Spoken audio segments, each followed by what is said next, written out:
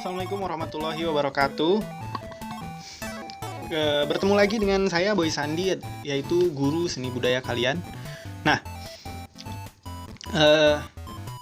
minggu lalu kita sudah membahas tentang garis tanggung jawab dalam pengorganisasian kegiatan pameran seni rupa. Nah, seperti yang sudah saya jelaskan, garis tanggung jawab ini terbagi dua, yaitu yang pertama hierarkis, yang kedua adalah koordinatif. Nah, sebelumnya juga saya sudah menjelaskan tentang divisi-divisi dalam kegiatan penyelenggaraan pameran seni rupa. Nah, untuk kali ini kita akan masuk ke materi selanjutnya dalam seni rupa. Tapi sebelum itu saya ingin mengingatkan, bagi kalian yang menonton video ini, yaitu terkhusus anak-anak MAN 1 Bekasi, tapi kalian wajib untuk mencatat semua materi yang saya jelaskan dari minggu pertama di semester 2 sampai minggu ini. Jadi sampai materi ini harus kalian catat semua. Karena minggu depan kita akan masuk ke pembuatan karya 3 dimensi. Nah, di minggu ini juga ada tugas, kalian bisa lihat video yang satunya lagi. Itu adalah video untuk pembuatan tugas di minggu ini. Minggu ini adalah terakhir tugas 2 dimensi, dan setelah tugas itu selesai kalian buat, seperti biasa kalian upload lagi di Instagram kelas kalian. Nah, semua tugasnya harus kalian catat. Minggu besok adalah pengumpulan tugas 2 dimensi yang terakhir, 2 dimensi.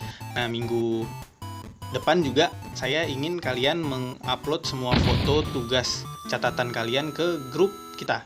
Jadi di grup kita itu kalian foto semua catatan kalian, kemudian kalian upload di grup, kemudian kalian tulis nama kalian dan kelas kalian. Jadi videonya ada berapa, misalkan ini adalah tugas catatan video pertama, video kedua, video ketiga, video keempat, dan seterusnya sampai di minggu ini. Nah, tak perlu lama-lama lagi, kita masuk ke materi selanjutnya, yaitu tahap pembuatan proposal.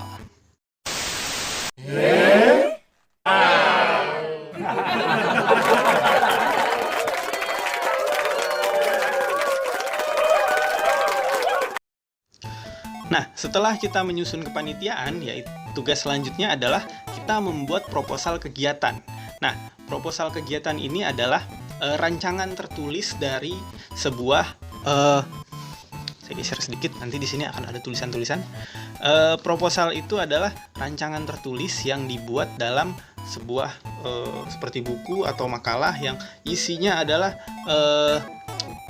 gagasan kalian tuliskan dalam sebuah yang namanya proposal. Nah, ada juga fungsi dari pembuatan proposal ini. Yang pertama adalah mengajukan permohonan izin kepada berbagai pihak yang terkait.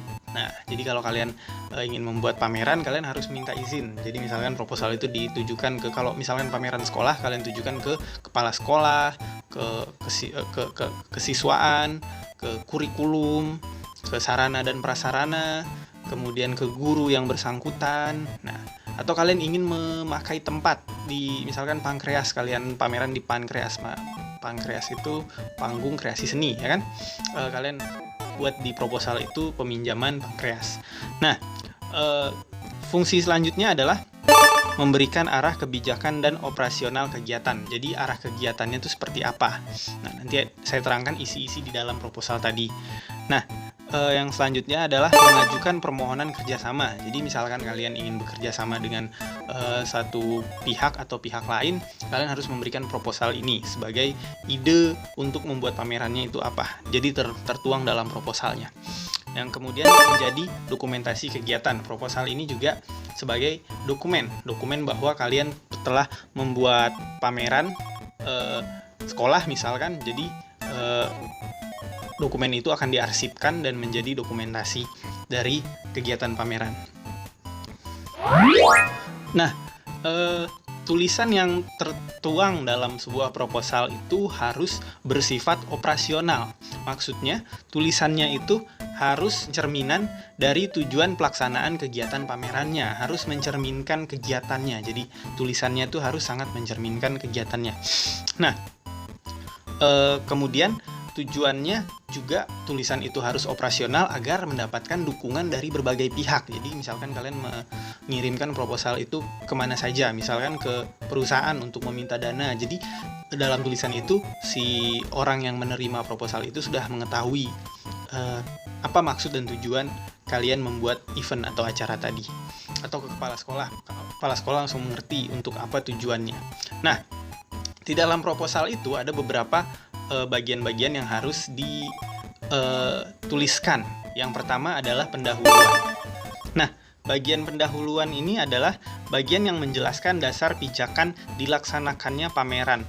Salah satu contohnya adalah dasar pelaksanaan pameran sebagai program tahunan misalkan, atau sebagai tugas dari mata pelajaran, atau sebagai acara rutin yang dilakukan oleh sekolah atau instansi terkait. Nah, bagian yang kedua adalah bagian tujuan dan manfaat. Nah, bagian ini adalah merupakan hal yang telah dirumuskan pada tahap perencanaan. Dalam proposal, penjelasan tujuan dan manfaat dari pameran yang akan diselenggarakan harus fokus pada tema yang ingin dicapai. Misalkan tujuannya adalah memberi ruang kepada para peserta didik untuk merepresentasikan dalam bidang seni rupa. Jadi, misalkan tujuan awalnya adalah memberikan ruang ekspresi untuk seniman-seniman yang ada di sekolah. Atau misalkan tujuan yang kedua adalah meningkatkan apresiasi peserta didik atau siswa terhadap karya seni murni dan terapan. Nah, yang ketiga misalkan contoh tujuannya adalah motivasi peserta didik untuk berpartisipasi. Nah, kalau tujuan ini ya terserah kalian. Misalkan tujuannya untuk memperingati Hari Batik Indonesia atau nasional, atau tujuannya adalah memperingati 17 Agustus. Jadi karya yang hadir itu adalah karya-karya yang berbau atau bernuansa 17 Agustus. Atau ya apa sajalah, terserah kalian. Kalian tujuannya untuk membuat pameran itu apa? Misalkan acara tahunan MAN dan lain-lain sebagainya. Nah, bagian ketiga dalam pembuatan proposal ini adalah ruang lingkup.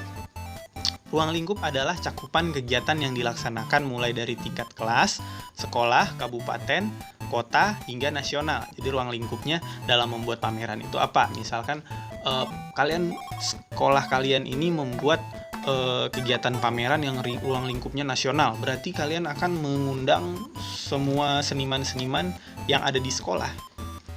Jadi siswa-siswa di sekolah lain untuk berpartisipasi mengirimkan karyanya untuk di acara kalian ini. Atau kalau mungkin skop kecilnya adalah kelas, misalkan ruang lingkupnya kelas, atau yang lebih besar lagi ruang lingkupnya sekolah, lebih besar lagi daerah, kabupaten, dan seterusnya. Nah, yang selanjutnya yang harus ada dalam proposal adalah waktu dan tempat pelaksanaan. Waktu dan tempat pelaksanaan di dalam proposal ini dijelaskan, misalkan waktunya pembukaan jam berapa, pembukaan pameran jam berapa, harinya kapan, tanggal dan tahunnya kapan diselenggarakan pameran tersebut. Misalkan pada hari Sabtu saat ekstrakurikuler berjalan, atau hari Senin setelah upacara dilaksanakan langsung pembukaan pameran, atau seterusnya. Terserah kalian seperti apa waktu dan tempat pelaksanaannya. Kemudian susunan selanjutnya adalah dalam proposal itu adalah kepanitiaan. Kepanitiaannya siapa saja? Panitiaan mungkin saya rasa kalian sudah mengerti ya. Panitiaan ini misalkan ketua pelaksananya siapa, kemudian sekretarisnya siapa, bendaharanya siapa, kemudian divisi-divisi bagiannya siapa saja, itu terserah kalian yang mengisi. Kemudian setelah itu kalian tuliskan juga jumlah undangan yang akan hadir. Misalkan kalau pameran kelas, pameran sekolah, jumlah undangannya misalkan seluruh guru ada berapa orang, atau kira-kira tempat kalian itu kapasitasnya ada berapa orang. Misalkan kalian melakukan pameran di sebuah galeri, kapasitas galeri itu ada berapa, atau misalkan di kelas ya sekitar 30 orang pengunjungnya, dan seterusnya. Kemudian kalian juga harus menyertai sponsorship.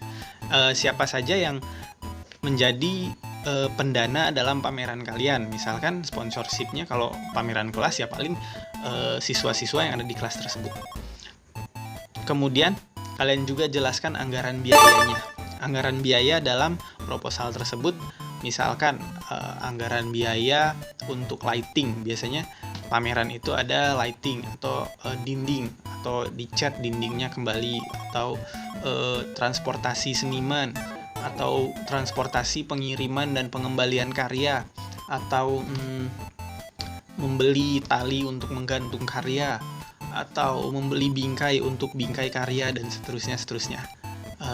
Biasanya juga pameran itu harus ada konsumsinya juga harus dibuat. Bagian terakhir adalah bagian penutupan, yaitu berisi tentang betapa pentingnya pameran ini harus dilaksanakan. Jadi kalian jelaskan betapa pentingnya pameran ini harus dilaksanakan, dan permohonan agar pihak-pihak yang diharapkan turut peserta yang diharapkan untuk hadir dalam pameran tersebut harus dijelaskan, dan ucapan terima kasih telah membaca dan mengapresiasi proposal yang telah kalian kirimkan. Nah, itu adalah ulasan singkat tentang isi-isi dalam sebuah proposal pameran seni rupa. Mungkin sampai situ dulu perjumpaan kita kali ini. Seperti yang sudah saya jelaskan di awal, bahwa tugas 2 dimensinya harus kalian kumpulkan terakhir minggu ini.